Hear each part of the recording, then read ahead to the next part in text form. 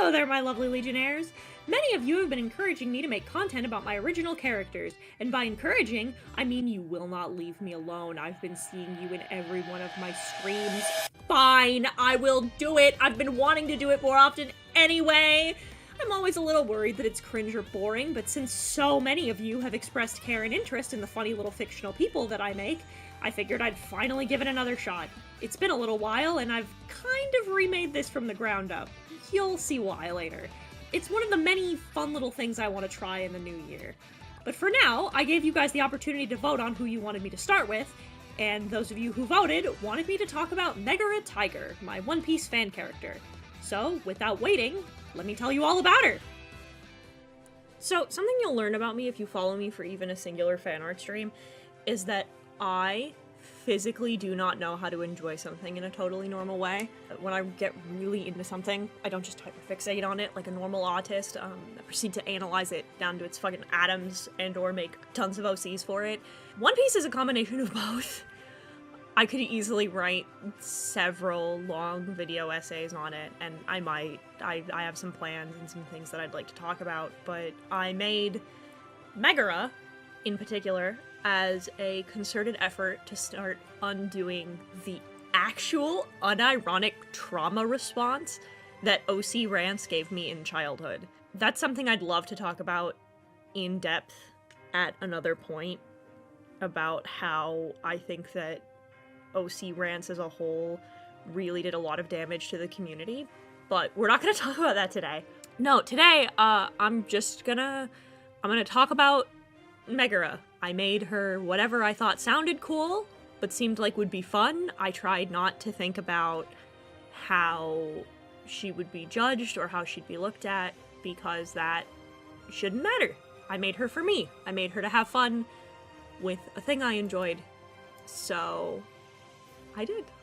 That started with her being in love with one Blackleg Sanji, because, Your Honor, I love him.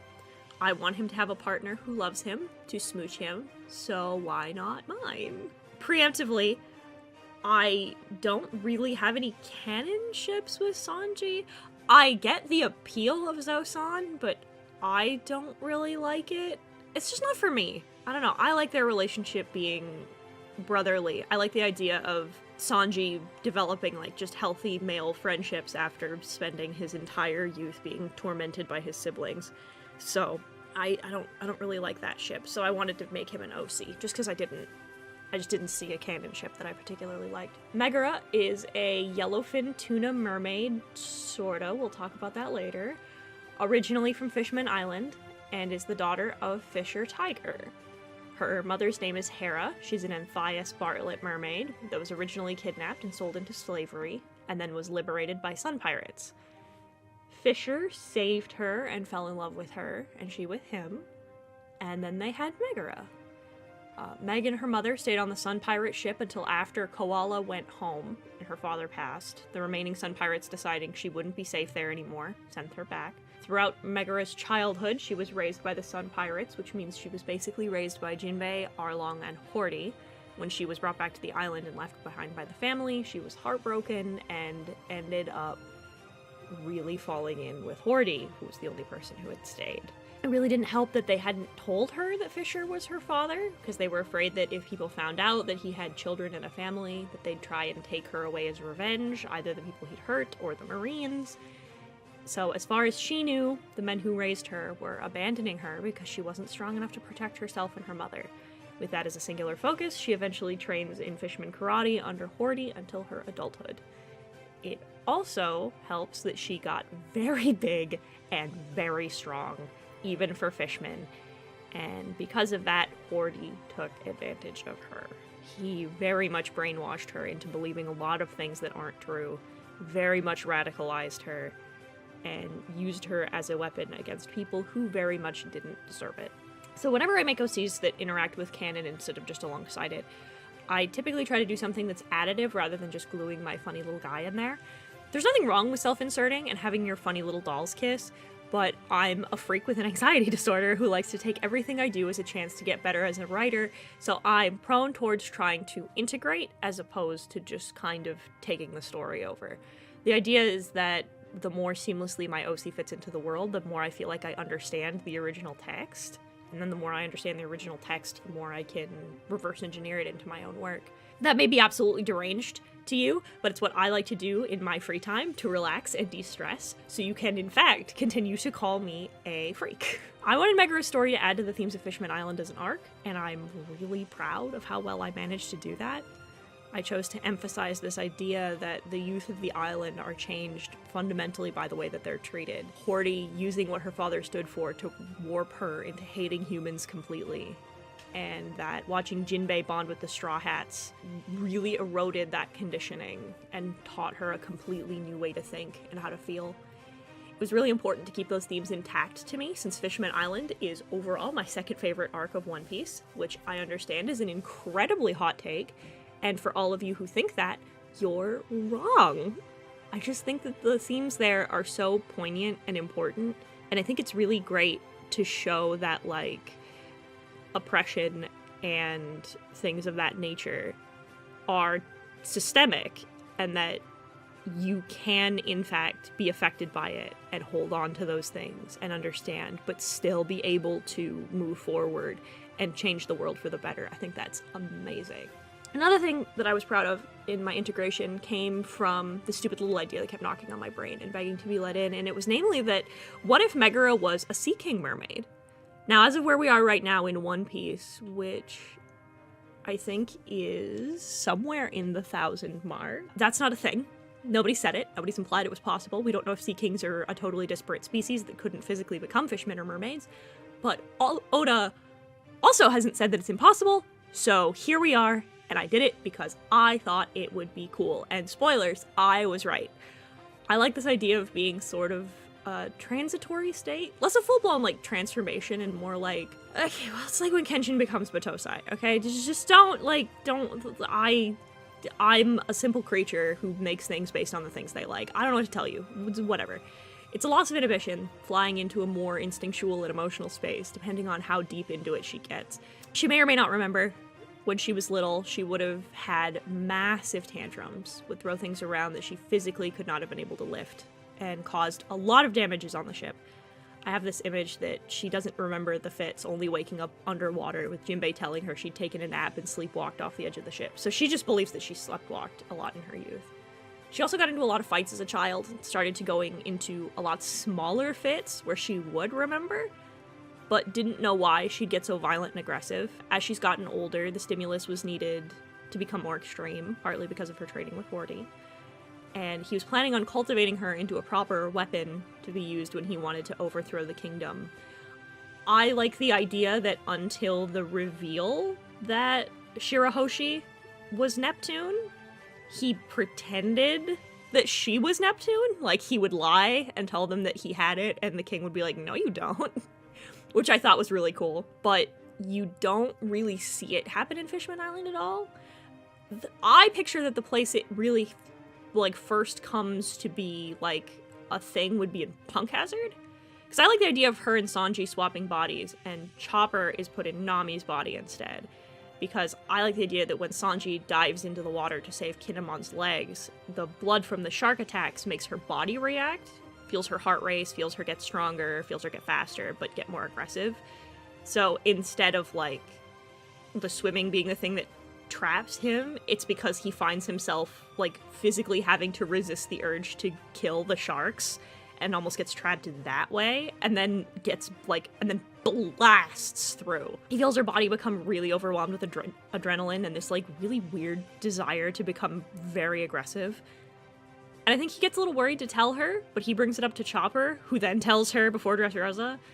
So when he talks to her about it, she tells him that she doesn't know anything about it. I like the idea that she tells him that she's, like, afraid of blood, and that's why, and it's just a lie, but, like, she doesn't know it's a lie. She's like, I don't know, I don't like being around blood, it makes my heart pound, it makes me anxious. So it gets dropped until it fully manifests the first time during Dressrosa. I have this picture in my head of her duking it out with specifically Dellinger, because I like her fighting with him because of the way that Daffy's beliefs have warped him. Despite the way that she was taught to go about it being wrong, Megara really wants to help her people. She really wants to help her people see the sun. And she doesn't having broken free of her conditioning, she really wants to help other fishmen who were conditioned to believe in supremacy. So she believes that he's like Arlong or Horty, and then when he tells her that he's been helping them kidnap and enslave fellow merfolk, I think she like really fucking loses it. Dellinger would be a great foil for that, since, you know, again, Don Quixote family is responsible for selling the mermaids into slavery if we make sure that we don't fucking forget Sabaody. But also because they just have this belief in domination and control, and I think that's something that fundamentally she hates. She's always wanted freedom. Freedom's a big factor for her, especially now that she's with the Straw Hats. I think there's a lot of power in not only confronting someone who tried to sell her people into bondage, but also that he's one of her people trying to sell her people off. And I think that kind of ideological battle on top of a physical one is one of the things I fucking love about One Piece. And I really wanted to explore that with her. But that's where we see her seeking blood. Basically, she goes totally apeshit, just beats the ever-loving shit out of this guy. Goes from a battle where she's pulling her punches out of confusion and the desire to try to get through to him to just pure rage as she just starts tearing this poor kid apart. I don't think she kills him. I picture she gets really close and she has to be stopped by Zoro and Frankie. And then when she wakes up, she helps holding back the birdcage. And I like the idea that she remembers that she almost hurt them, but she tries to lie when they're like, do you know, what was that about? And she's like, nothing. Because one of her funny little One Piece traits is that she's really bad at lying. Like, I like the Tanjiro bit where she, like, just becomes very, like, just wildly obvious. So they call her on it immediately, and she explains a little more in detail that she doesn't know why it happens. And then that's where all the backstory stuff goes. From there, I don't think it's until they meet up with Caesar and Chopper again that it gets confirmed she's part seeking. I think that happens on Zoe. I think that Chopper does some tests, and we find that out. That's also where we get the reveal that Sanji's gone. So this is a good place to talk about something else I was really interested in exploring with her, is this complex relationship with femininity. I thought about one of the classic Sue traits being that, oh, they're just so pretty, and everyone just loves them so much. And I wanted to do something with that while I was working on her. I thought about how mermaids in One Piece are commonly kidnapped and brought away for nefarious purposes. They never tell us, but we know. Megara, being built the way she is, spent a good part of her youth being sexualized against her will, either by fellow merfolk and fishmen or by humans, who saw her as an object to be collected or a fetish to be exploited. And I wanted to explore her complicated relationship with her body and her sexuality, because it's been one of my favorite parts of her to write. Especially in interactions with Pudding as contrast. This idea that she sees herself as a failure of a woman because she's distanced herself so much from her femininity is something that I really enjoy. I think that's really interesting and cool. And it's a really interesting dynamic to have with Sanji in their early interactions. She was worried in those early interactions that he saw her as a fetish like other humans did. And she really didn't like him when they first met because of the stuff that happens on Fishman Island. But I've written this little thing that I wrote for me about an argument they have where she expresses that she doesn't want to be treated the same way he treats the other girls because of years of this kind of behavior. And that's their first, like, real moment of intimacy and understanding, and I really like that. That was really cool. I really like the way that came out. But I've never really worked with this kind of conflict before, but it's something I found really cathartic, because it's happened to me. As an ace person, I've been sexualized against my will and want many times, and I'm non-binary, so I've distanced myself a little bit from my femininity as a result of being non-binary.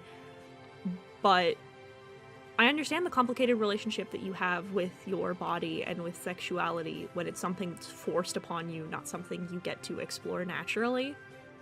And getting to write that was really fun. I really like that. I really like the way that that's coming out. Anyway, it's also why she has, like, one feminine outfit, and it's the one she wears in Whole Cake.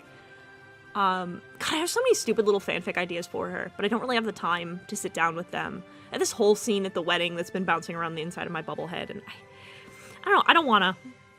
I don't know, I think there's something to be said about the way that fanfic is treated as opposed to, like, fan comics or animatics, where the community will see them as more valid than fanfiction, but this isn't the place for that. That's a different plate of cookies for a different glass of milk. The point is that I have a lot of little ideas and stories and places and moments I want to slot her into and expand on themes in One Piece with her, and I'm brimming at the fucking seams, dude. I love her so much. She's so good, so sweet, so fun to write. She makes me so fucking happy.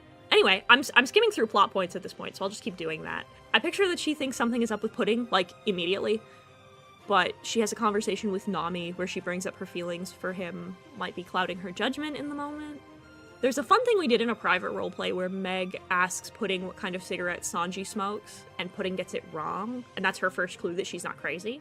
I picture Pudding doing the sort of two-faced mean girl shit, where she sees that Meg is insecure, and then gives her a lot of backhanded compliments to really push her into this idea that she's less of a woman, and gets her to, like, back off or lash out and make her seem crazy. Very, like, sea lion-y behavior, where she's pushing and pushing and pushing into getting a reaction, and then when she finally gets the reaction, she victimizes herself and is like, oh, I don't know why you're so mean to me. I'm just trying to be nice to you. I don't know why. And I like the idea that it almost works until she gives up the facade when they talk to Sanji. I picture that she shows up with Nami after the conflict with Luffy, because that's way more important to the overall narrative. Like I said earlier, I try to keep in mind that it's okay for me to have these moments change for the sake of, like, just doing something fun for me.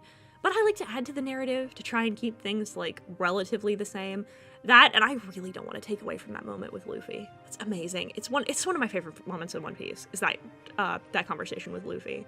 So I see her, like, frozen as she watches them fight, panicking about the degradation of the man she loves. Like, she doesn't recognize him. And I know she reaches out at the end, and I know he shuts her down, and he breaks her heart, and Whole Cake puts a strain on them that I think gets resolved by the wedding a little bit, and then gets fully resolved in Wano. I don't want to talk too much about Wano, because Wano just finished. I don't want to get too much into spoilers about what happens in Wano. So getting away from that, I want to talk about her fighting style a little bit. I want to keep it in line with principles from Fishman Karate, especially given her ties to the Sun Pirates. I think that she very much emphasizes using Fishman Karate.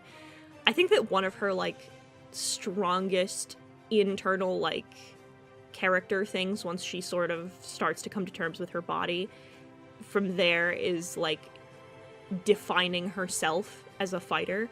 I like the idea that in Wano, she starts to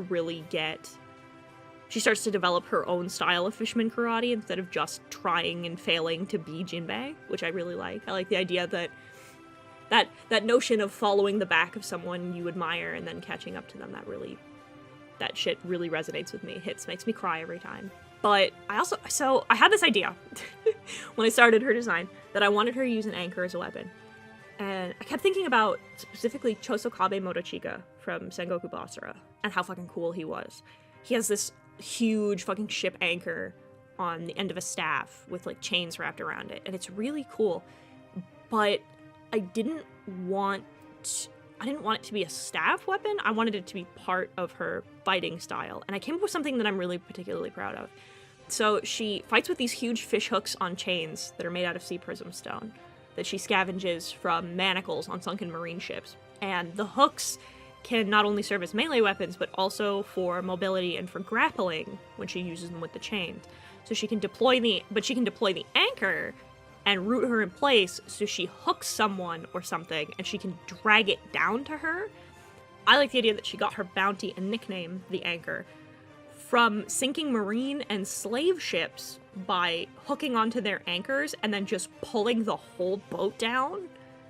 She then proceeds to loot the ships and bring them back to Fishman Island under the guise of salvage. So she'll rescue slaves and then, like, steal all their shit. That's where she keeps getting enough to form the chains. I have a few little One Piece-isms for her as well, and some interactions with the crew that I wanted to share. I think her laugh is a full-chested cackle.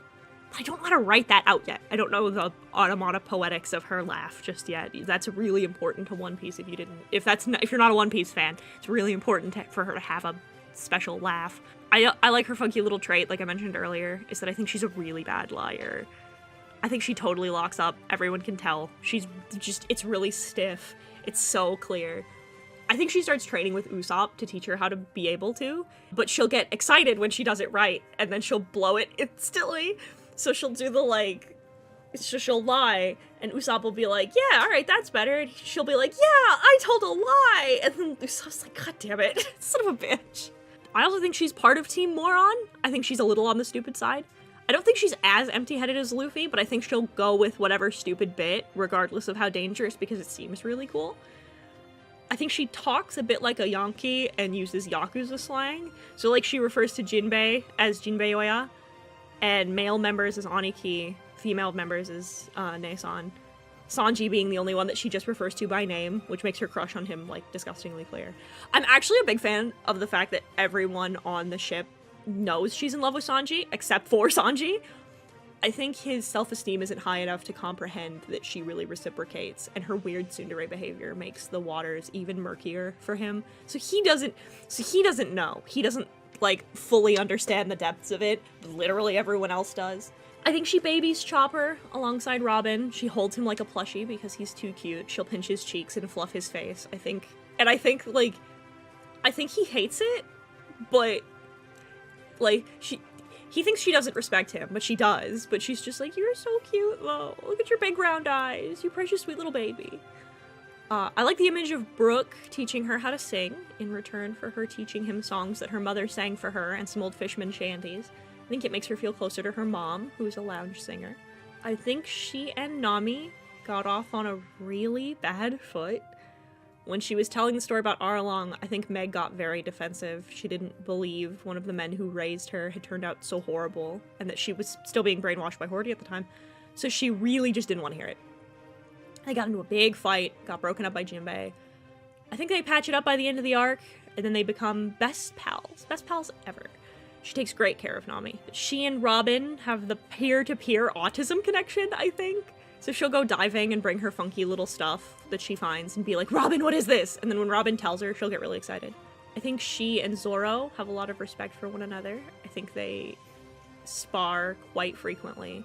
I think they develop a really tight brother-sister relationship by the time Wano rolls around. I think their relationship becomes very, like, platonically intimate. I think she fucking loves Frankie's robots. I think that she thinks he's the fucking coolest. She thinks that Frankie's just so fucking hard-boiled. He's just the fucking coolest, especially after Dressrosa.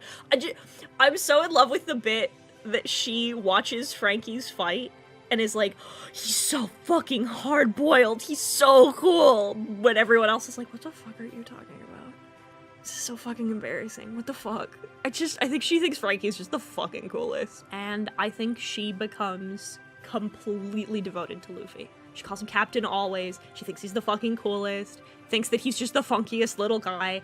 I think that, like, her affection for Luffy really came from watching Jinbei, the man that she respects more than anything in the world, the greatest man in her eyes, share his blood with this scrappy little rubber man, and that just changes her whole worldview. I think that watching him become the kindest person in the world just makes her loyal as, like, any good guard dog. She's determined to see this funny little guy become Pirate King. I think Luffy fundamentally changes her life for the better, and that becoming a Straw Hat's one of the best things that ever happens to her. And I wish that I could tell you more about her story. But for now, for here, that's all I got. That's all I can tell you. And that's it, though. Thank you so much for watching. Thank you to the editor who made this video possible, and I'll see you in the next one. Goodbye!